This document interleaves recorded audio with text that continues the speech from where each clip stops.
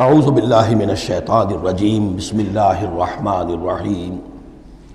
سورۃ الجن یہ ہے اب وہ سورت کہ جو اس میں کسی جوڑے وغیرہ کا معاملہ نہیں ہے، منفرد ہے، اکیلی سورت ہے، اور یہ واحد سورت ہے کہ جس میں اتنی تفصیل کے ساتھ جنات کا معاملہ آیا ہے۔ ایک سورت ہم پڑھ چکے ہیں کہ جس میں مسلسل خطاب ہے، یا معاشر الجن والانس فبأي آلاء ربكما تكذبان، 31 مرتبہ تو یہی آیت آئی ہے۔ یا یہ صورت ہے کہ جس میں ایکسکلوسیو جو ہے ان کا معاملہ آ رہا ہے۔ یہ بھی ہو سکتا ہے کہ یہ کوئی اور واقعہ ہو، اور یہ بھی ہو سکتا ہے یہ وہی واقعہ جو سورہ احقاف کا ہے، وہ تو جا کر انہوں نے جو کچھ کیا اللہ تعالیٰ نے وہ خبر ہمیں دے دی۔ اب یہاں پر حضور کو بھی وحی کے ذریعے سے مطلع فرمایا اور مزید تفاصیل آ گئی۔ یہ بھی ہو سکتا ہے یہ اور جنات ہو۔ بسم اللہ الرحمن الرحیم۔ قل اوحی الی انہ استمع نفر من الجن، کہہ دیجئے اے نبی کہ میری جانب وحی کی گئی ہے کہ جنوں کی ایک جماعت نے سنا۔ کس کو سنا؟ قرآن کو سنا۔ فقالوا انا سمعنا قرآنا عجبا، انہوں نے کہا ہم نے سنا ہے ایک بہت ہی دل کو لبھانے والا قرآن، یہدی الی الرشد، جو نیکی اور رشد اور ہدایت کی طرف رہنمائی کر رہا ہے۔ فآمنا بہ، تو ہم تو ایمان لے آئے۔ اس وقت بھی میں نے کہا تھا یہ لمحہ فکریہ ہے، ایک دفعہ کیا اجتماع ہے قرآن کا، اور وہ بندے کہاں سے کہاں پہنچ گئے، وہ داعی بن گئے۔ ہمارا کیا حال ہے؟ ہم نے اس معنی میں قرآن کبھی پڑھا ہی نہیں، سنا ہی نہیں۔ سنتے ہیں تو وہ خیبر میل کی سپیڈ سے جو پڑھ رہا ہوتا قاری، 5 دن میں پورا قرآن، 6 دن میں پورا قرآن، اور اشتہار دیے جا رہے ہیں۔ یہ ہے ہمارا ریچول۔ یہاں تو 20 منٹ میں ہو جاتی ہے، یہاں 30 منٹ، یہاں چلو وہاں اور اس سے بھی کم میں ہو جاتی ہے، وہاں چلو۔ قرآن کا نتیجہ تو یہ نکلنا چاہیے وہ آپ کو پوزیس کر لے، جانے نہ دے۔ انا سمعنا قرآنا عجبا یہدی الی الرشد فآمنا بہ ولن نشرک بربنا احدا، اب ہم کبھی بھی اپنے رب کے ساتھ کسی کو شریک نہیں ٹھہرائیں گے۔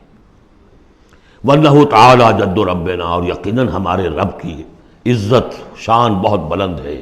ماتخذ صاحبۃ ولا ولدا، اس نے نہیں اختیار کی نہ کوئی بیوی اور جورو، نہ کوئی اولاد۔ وَأَنَّهُ كَانَ يَقُولُ سَفِيهُنَا عَلَى اللَّهِ شَطَطًا، اور یقیناً ہمارا جو بے وقوف ہے بڑا، مراد یہاں پہ ہے وہی عزازیل، ابلیس، لعین، وہ چونکہ ہمارا ذرا بڑا بڑگر ہے، تو وہ جو کچھ کہتا رہا ہے اللہ کے بارے میں، وہ باتیں جو ہیں وہ بہت ہی غلط تھیں، شطط، خلاف حقیقت۔ وَأَنَّا ظَنَنَّا أَن لَّن تَقُولَ الْإِنسُ وَالْجِنُّ عَلَى اللَّهِ كَذِبًا، ہم تو اس گمان میں رہے، خوش گمانی میں، کہ جن اور انسان اللہ تعالیٰ کے اوپر جھوٹ نہیں باندھیں گے، لیکن وہ بدماش تو جھوٹ باندھتا رہا۔ ہم نے اپنی شرافت میں اس کی بات کو مان لیا۔ وَأَنَّهُ كَانَ رِجَالٌ مِّنَ الْإِنسِ يَعُوذُونَ بِرِجَالٍ مِّنَ الْجِنِّ فَزَادُوهُمْ رَهَقًا، اور یہ کہ جو انسانوں میں سے مرد ہیں وہ جنات کے مردوں میں کی حفاظت پکڑتے ہیں۔ یہ ہوتا تھا ان کا طریقہ، وہ سمجھتے تھے کہ بیابان میں جو ہے جنات رہتے ہیں اور وہ ان کے جو ہیں سردار بھی ہیں، تو اب راستے نے پڑاؤ ڈالا ہے جنگل میں، تو سب سے پہلے کہتے تھے کہ ہم اس جنگل کے، اس بیابان کے جنات کی ہم پناہ میں آتے ہیں۔ اب وہ سنتے ہوں گے یہ بے وقوف، یہ آدم کی اولاد، ہمارے تو جد امجد کو نکال دیا گیا جنت سے اس لیے کہ اس کو سجدہ نہیں کیا، یہ ہمیں معبود بنائے بیٹھے ہیں، ہماری پناہ طلب کر رہے ہیں۔ لہذا ان میں اور سرکشی پیدا ہو گئی، اور اکڑ گئے کہ یہ انسان ہو کر یہ ہماری پناہ مانگ رہے ہیں، ہم سے طلب کر رہے ہیں پناہ، تو اس سے ان کے اندر اور زیادہ سرکشی پیدا ہو گئی۔ وَأَنَّهُ كَانَ رِجَالٌ مِّنَ الْإِنسِ يَعُوذُونَ بِرِجَالٍ مِّنَ الْجِنِّ فَزَادُوهُمْ رَهَقًا وَأَنَّهُمْ ظَنُّوا كَمَا ظَنَنتُمْ أَن لَّن يَبْعَثَ اللَّهُ أَحَدًا، اور دیکھو انہوں نے بھی ایسا ہی سمجھا جیسا کہ تم نے سمجھا ہوا ہے کہ اللہ کسی کو نہیں اٹھائے گا۔ اس کے دو معنی ہیں، یعنی بعد سے بعد الموت کوئی نہیں ہے، مرنے کے بعد جی اٹھنا نہیں ہے، اور یہ بھی کہ شاید اب اللہ کسی اور کو رسول بنا کر نہ بھیجے، ان یبعث اللہ احدا، اس لیے کہ 600 برس بیت چکے تھے۔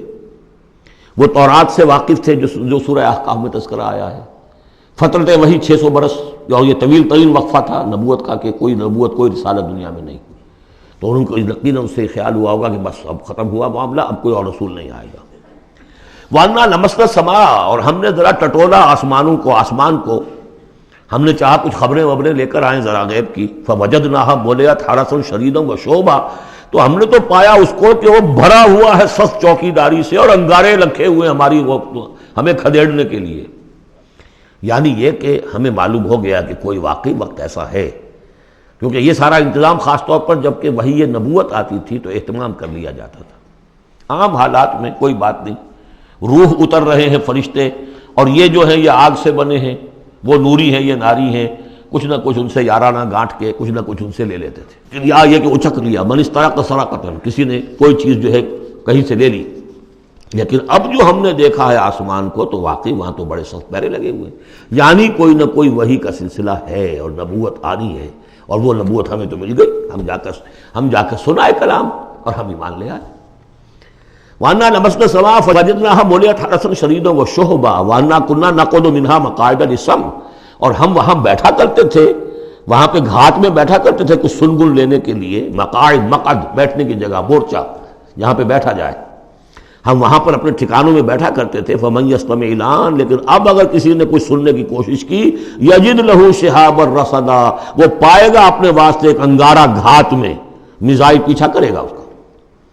وَأَنَّا لَا نَدْرِي أَشَرٌّ أُرِيدَ بِمَنْ فِي الْأَرْضِ أَمْ أَرَادَ بِهِمْ رَبُّهُمْ رَشَدًا۔ معلوم ہوتا بہت بڑے عالم تھے یہ تورات کے جاننے والے، انہوں نے ایک ایسی عظیم بات کہی ہے یہ، ہمیں یہ معلوم نہیں کہ آیا زمین میں بسنے والے ان انسانوں کی کوئی شامت آ گئی ہے یا اللہ نے ان کے لیے کسی بھلائی کا ارادہ کیا ہے۔ رسالت آئے گی تو دو ہی نتیجے ہیں،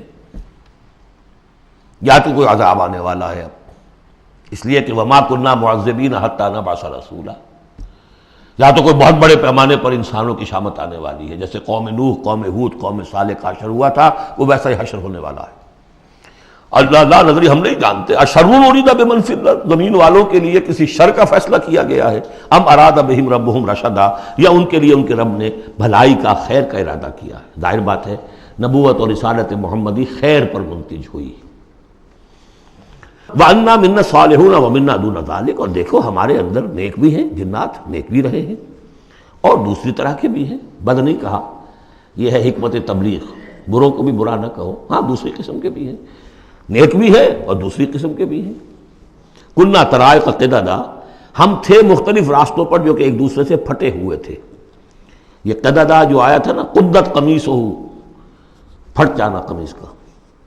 وَأَنَّا ظَنَنَّا أَن لَّن نُعْجِزَ اللَّهَ فِي الْأَرْضِ وَلَن نُعْجِزَهُ هَرَبًا، اور ہم نے یہ جان لیا کہ ہم اللہ کو عاجز نہیں کر سکتے، ہرا نہیں سکتے، نہ زمین میں بھاگ کر، اور ہم کہیں بھاگ کر اور زمین میں اللہ کو شکست نہیں دے سکتے، اس کی پکڑ سے نکل نہیں سکتے۔ وَأَنَّا لَمَّا سَمِعْنَا الْهُدَىٰ آمَنَّا بِهِ، اور ہم نے تو جب وہ ہدایت سنی، الہدا سنا، اس کی استماع ہم نے کیا، ہم تو اس پر ایمان لے آئے۔ فَمَن يُؤْمِن بِرَبِّهِ فَلَا يَخَافُ بَخْسًا وَلَا رَهَقًا، تو جو کوئی بھی ایمان لائے گا اپنے رب پر، اسے کوئی خوف نہیں ہوگا کہ نہ اسے کوئی نقصان دیا جائے گا، نہ اس پر کوئی زبردستی ہوگی، کوئی زیادتی ہوگی، جیسے جیسے ان کے اعمال صالحہ ہیں پورے پورے اللہ تعالیٰ ان کا اجر ان کو دے دے گا۔ وَأَنَّا مِنَّا الْمُسْلِمُونَ وَمِنَّا الْقَاسِطُونَ، اور دیکھو ہمارے اندر وہ بھی ہیں جو فرما بردار ہیں اور وہ بھی ہیں جو بے انصافی کرتے ہیں۔ یہ قسط کے لفظ کے ساتھ سمجھ لیجئے، جب یہ ثلاثی مجرد میں آتا ہے تو قاسط اس میں فاعل بنا، وہ ناانصاف کے معنی میں ہے، یہ باب افعال کے خواص میں سے ہے، سلب ماخذ اس کو کہتے ہیں۔ جب باب افعال میں آئے گا تو اس کے معنی ہے عدل و انصاف، اور جب ثلاثی مجرد میں آئے گا تو نا انصافی۔ قاسطون فمن اسلم فاولئک تحروا رشدا، جو لوگ اسلام لے آئے، اطاعت قبول کر لی، تو انہوں نے تو گویا کہ ڈھونڈ نکالی خیر کی راہ، نیکی کی راہ انہوں نے تلاش کر لی۔ وَأَمَّا الْقَاسِطُونَ، اور جو بے انصاف فَكَانُوا لِجَهَنَّمَ حَطَبًا، وہ لوگ جو ہے پھر جہنم کا ایندھن بن کر رہیں گے۔ یہاں تک ان کی تقریر ہے جو انہوں نے تبلیغ کی ہے۔ صدق اللہ العظیم۔